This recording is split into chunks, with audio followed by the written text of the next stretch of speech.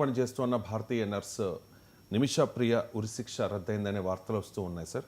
అసలు ఉరిశిక్ష పడడానికి గల కారణాలేంటి? ఉరిశిక్ష రద్దు అవడానికి జరిగిన ప్రయత్నాలేంటి? ఉరిశిక్ష రద్దు ఎలా సాధ్యమైంది సార్? అంటే ఇప్పటికీ ఉరిశిక్ష రద్దయిపోయింది. వాస్తవంగా జూలై 16 రోజు ఆమె ఉరిశిక్ష అమలు కావాల్సిందే. దానికి 1 డే ముందు తాత్కాలికంగా వాయిదా వేశారు. ఆ తర్వాత కూడా ఆ కుటుంబం అంటే ఈమె ఒక యమనీస్ బిజినెస్ మ్యాన్ను హత్య చేసిందని ఆరోపణ. ఆ బిజినెస్ మ్యాన్ కుటుంబం కూడా మేము ఒప్పుకోము, ఉరిశిక్ష అమలు చేయాల్సిందే అని. కానీ ఇప్పుడు లేటెస్ట్గా వస్తున్న ఇన్ఫర్మేషన్ ఏంటంటే ఈ ఉరిశిక్ష రద్దు చేయించేందుకు ప్రయత్నం చేసినటువంటి Shia religious leader Kanthapuram AP Abubakar Musliyar అతని ఆఫీస్ ప్రకటించింది నిమిషా ప్రియా ఉరిశిక్ష రద్దయింది అని. ఐ థింక్ అఫీషియల్గా యమనీస్ గవర్నమెంట్ నుంచి రావాలి. సో ఇది కేసు ఏంటి అంటే 2008లో నిమిషా ప్రియా కేరళకు చెందిన ట్రైన్ నర్స్. సో యమన్కి వెళ్ళారు. యమన్లోని హూతీ డామినేటెడ్ క్యాపిటల్ అయిన సానాలో ఆమె పనిచేస్తూ వివిధ హాస్పిటల్లో పనిచేస్తూ వచ్చారు. ఆమె కొన్ని హాస్పిటల్స్లో కొంతకాలం పనిచేశాక సొంతగా క్లినిక్ పెట్టుకోవాలి అని ఆలోచన వచ్చి ఆ క్లినిక్ పెట్టుకోవాలంటే యమనీస్ రూల్స్ ప్రకారం ఏంటంటే ఫారినర్ వచ్చి వ్యాపారం చేయరాదు. అంటే లోకల్ పార్ట్నర్ ఉంటేనే ఫారినర్స్ వ్యాపారం చేయవచ్చు. అందుకొరకు ఆమె అనివార్యంగా స్థానిక businessman and Talal Abdo Mahdi అనే అతనితో కలిసి క్లినిక్ పెట్టింది.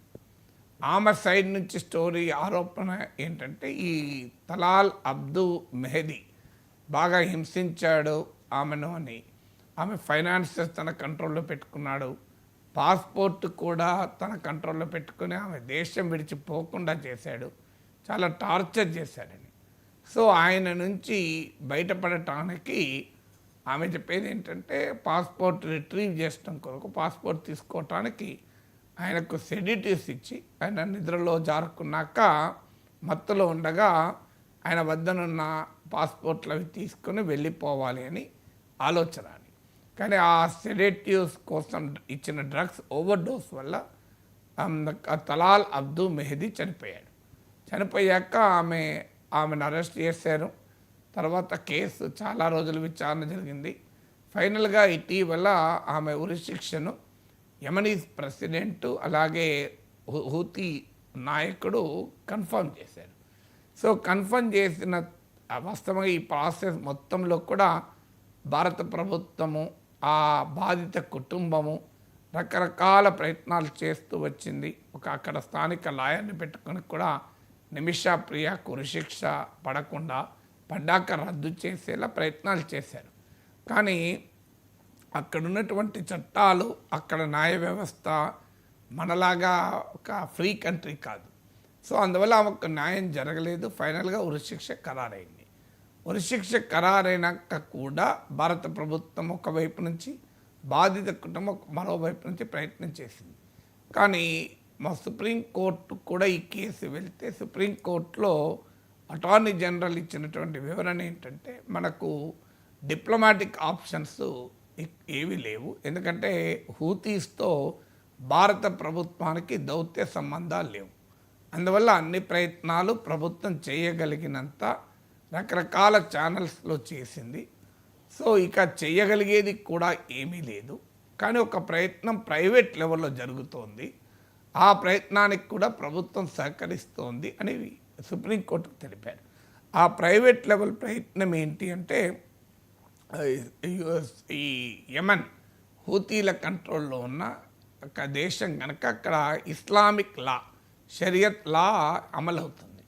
ఇస్లామిక్ లా ప్రకారం ఏంటంటే బాధిత కుటుంబం కనుక ఫైనాన్షియల్ కంపెన్సేషన్ తీసుకుని కానీ ఇతరత్ర కానీ క్షమాభిక్ష పెడితే ఆ శిక్ష పడదు.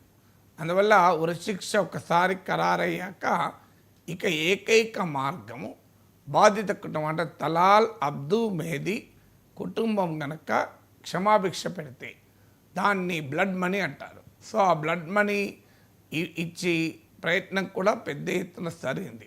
బాధిత కుటుంబం వైపు నుంచి $1 మిలియన్, అంటే ఇవాళన్న లెక్క ప్రకారం 8 to 9 crores, 8-9 కోట్లు కూడా ఇచ్చి క్షమాభిక్ష కొరకు కూడా ప్రయత్నం జరిగింది. చాలా కాలం ఆ కుటుంబం వినలేదు.